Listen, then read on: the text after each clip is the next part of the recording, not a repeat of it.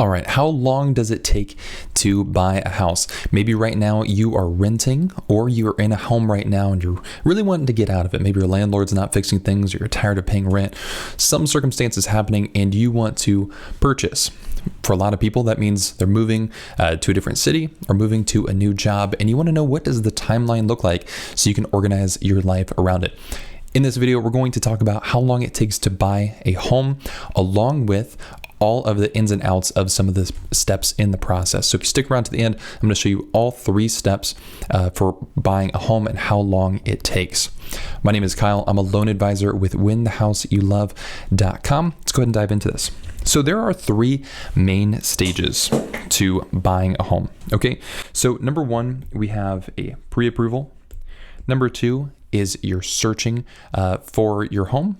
And number 3 is you're under contract and closing. So let's go to number 1, pre-approval first. In the pre-approval phase, this is where you're getting ready to purchase a home. This is where you're doing all those conversations about what your budget looks like, the timeline that you're thinking of with your job, what it's going to look like if you are applying for new jobs or new positions, if you're changing cities. Everything that entails preparing is in this step. So down payment. The down payment is one of the first things that you have to consider in your timeline. All right. Before I jump into all these details, I'm going to give you the answer here really quickly though.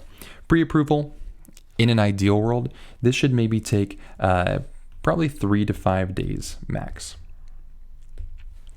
Number 2, searching for a home. On average, this is going to take you 15 to 30 days. And being under contract, this is going to take you an average of 30 to 45 days. Okay, this is the average of what I see for a pretty streamlined move. Maybe if you're renting to purchasing in the same city, if you don't have a lot of credit issues or any issues with your mortgage, then this is going to be pretty streamlined. Now let's go ahead and dive into some of these details. So down payment. Why is the down payment a big factor in how long it's going to take you to buy a house? Because on average, the National Association of Realtors says most people save for their down payment for 6 months. That means it might be a lot longer for you, or it might be a lot shorter for you. Maybe you have that down payment ready. Maybe you don't. If you don't, that's okay. But having your down payment is going to be a big factor in how quickly you can purchase a home, because you might not be able to purchase right now if you don't have a down payment. I have some other videos on down payments that I will link down in the description. I don't want to get too into that right now, but you do want to have a down payment. I would highly suggest avoiding all these down payment assistance programs. You're going to pay a lot of money in an increased rate in compared to how much savings you're going to get from not putting a down payment down. Okay. Also, this is where you're going to want to explore your budget. You might have some things that you need to work on right now with your budget. All right. So if the down payment might take 6 months, all right, that's the average. Your budget might take you a month to 3 months. All right. In preparation for buying a home. So what you need to do when you're purchasing a home is you need to start a budget if you don't already have it. You need to know every single dollar that comes in your bank account and out of your bank account. I use a tool. It's called You Need a Budget. You can also go to youneedabudget.com. It's ynab.com. This is, I think, the best budgeting software. Okay. So you need to have your budget in check so you can make sure that when you're buying a home that you know all of the fixed costs like your mortgage, your taxes, and your insurance, but you're also prepared for costs that are irregular. So things like utilities, you need a budget for maintenance. You need to make sure that you can actually afford this house, because you don't want to just go with what you can afford, because what you can afford is going to be much higher than what you are comfortable paying. Okay, banks will lend a lot more money than you actually should probably be paying monthly on a home. Okay, in your pre-approval, you're also submitting or collecting and submitting documents. All right, so if you're unorganized, this might take you maybe a week. All right, if you're very organized and you have all of your financial documents in check and ready to go, then this will take you 1 day, maybe tops. So what I do with all my financial documents is I put them in Google Drive. Google Drive is free. So anytime I get a pay stub, take a picture, upload it. Anytime I get a W-2, 1040, just take a picture, upload it. That way, when you ever want to do something that involves finances in the future, you're ready to go. Okay, these are the two biggest ones, changing jobs and changing cities. This is where you're going to have to look at your timeline here because this is different. If you're renting right now and then just purchasing in the same city, then the only thing you really have to consider is when does your lease expire?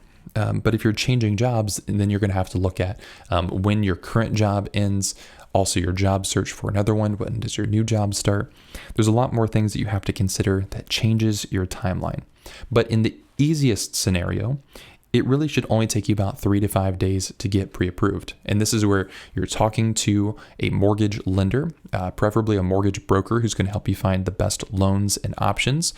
And then going through the pre-qualification process of submitting an application, sending in your documents, and looking at loan options should only take you about 3 to 5 days.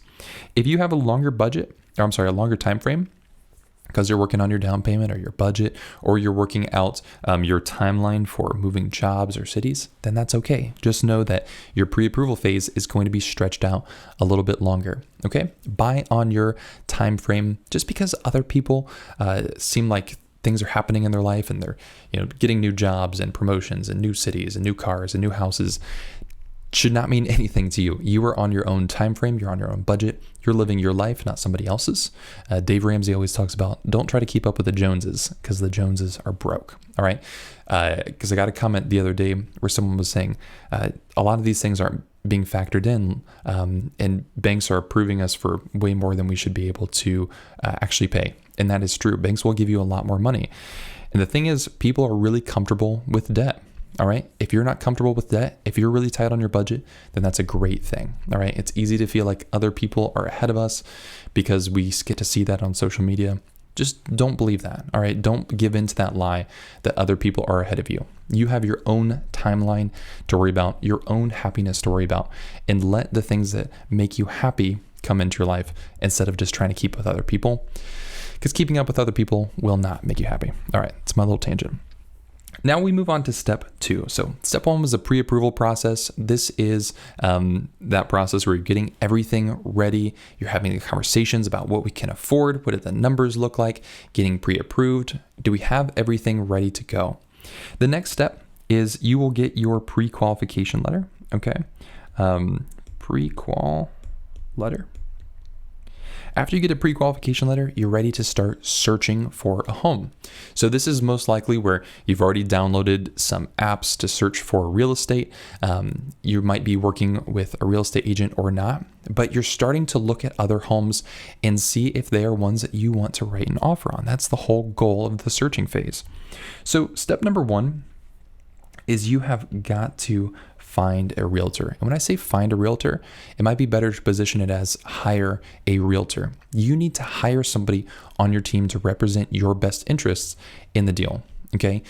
You can have all the websites and apps that you want to search for a house. The reason you need a realtor is somebody who's going to represent you and walk you through the process, because real estate can be confusing and complex and overwhelming, and it's very easy to make a mistake in setting up your contract or to not be able to spot problems with real estate. So first, hire a realtor. Hiring a realtor should not take too long, but you do want to spend a little bit of time with it. Don't just pick up the phone, call the first number you see, and say, this is my realtor.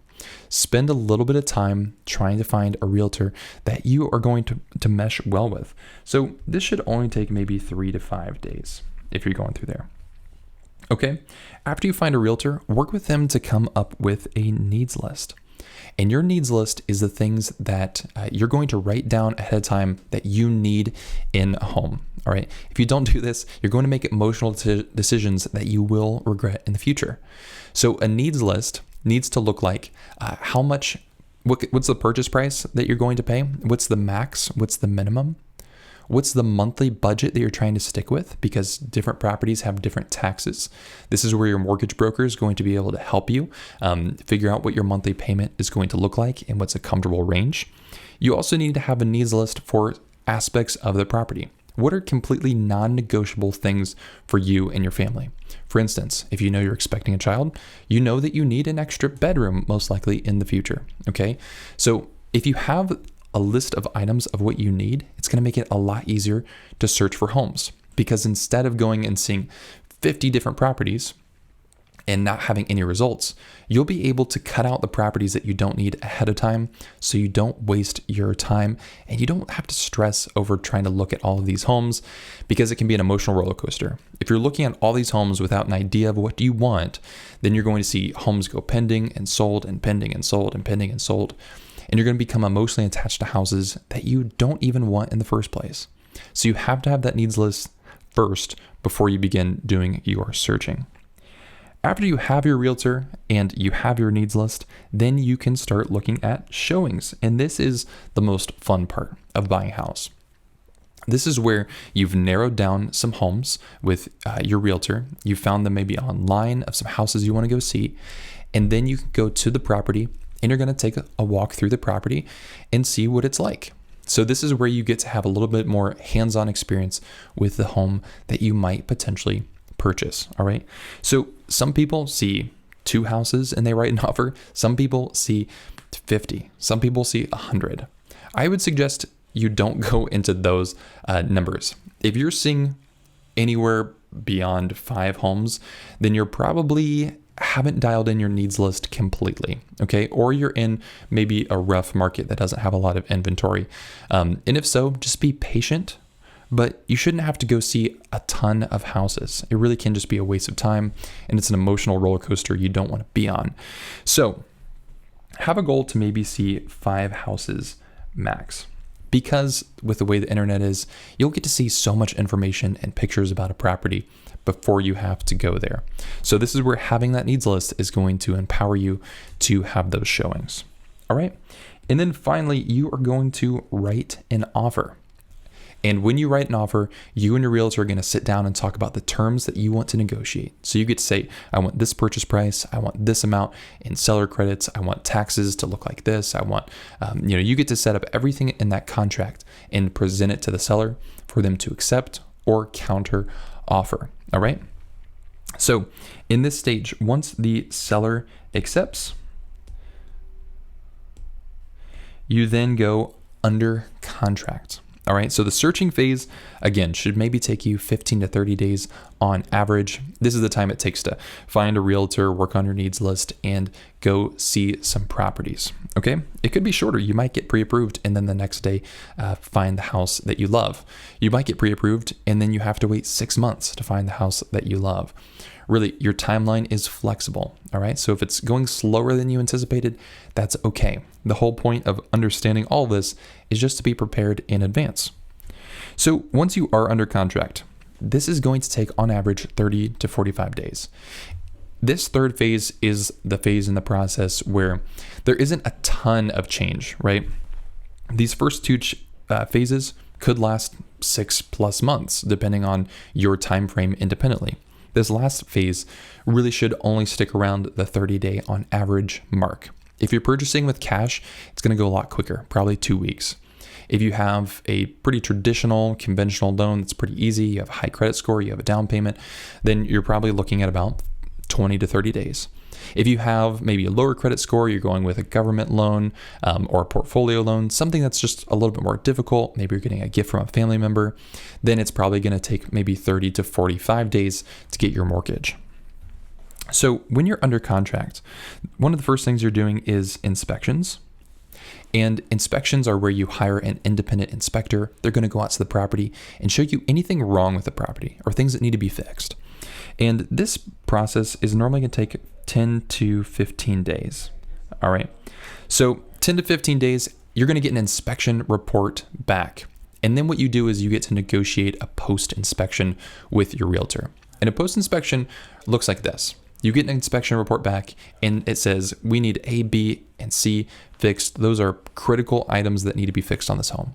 So you go to your realtor and that realtor then presents items that you want fixed by the seller to the seller's realtor. Okay. And that's where you get to renegotiate and figure out who's fixing what, who's paying for what. And this is one of the pinnacle moments in the contract where things could fall apart if there's too many problems with the home that you can't get resolved with the seller. So inspections and post-inspections should take you 10 to 15 days to work out from the moment the contract's accepted. After that, you're going to do an appraisal. Okay. An appraisal takes anywhere from 1 to 2 weeks to get back.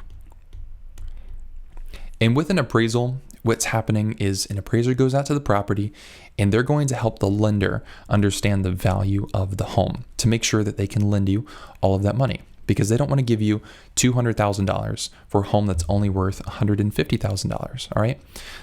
If you are buying in cash, you probably won't have to go through an appraisal. And that's why cash deals tend to be a lot quicker. You don't have to worry about an appraiser getting out to the property.